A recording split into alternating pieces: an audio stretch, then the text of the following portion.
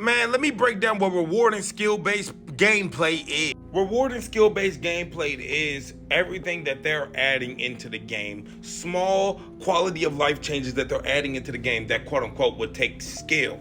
The rewarding part is you knowing for a fact that you can do it and somebody else can't. Or knowing for a fact that you can do it more effective than the next person. Everything that they added into the competitiveness of the game. 2K keeps adding small things that in the grand scheme of things, they know for a fact it's going to take a little bit of skill to get used to, or at least know how to work. Now, I'm going to show you guys the build already because I'm basically making builds and readjusting my builds off of all the information that 2K is saying, point blank period. So far, every build I have is 6-6 though. The thing is though, if I'm really listening to Uncle Demi and I'm really listening to 2K, I need 2K to confirm what Uncle Demi is saying. Obviously, we're going to be getting more information and more news and more stuff to readjust to. However, we got a game coming out at the end of next month.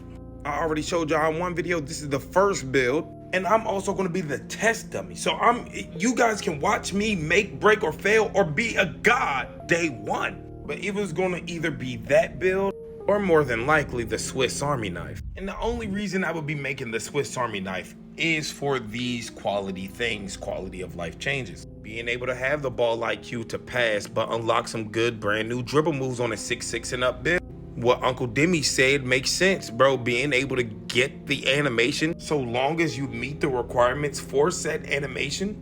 That's if you know what you're doing. But also I'm taking hits on rebounding and defense and speed even. Just to be known or being classified as one of those builds that probably can do this, or you don't necessarily need this, but I'm going to be the test dummy for you guys regardless. And also it kind of seems to me like if I'm going to be on a build and you're telling me, you know, I'm going to be able to still shoot, I'm going to be able to be a merchant in the rack, I'm also going to be able to play interior, grab rebounds and be fast or whatever the case may be, and still be able to dunk on everybody even while being 6'6" at a point guard role. Like, the thought process of that is really strong.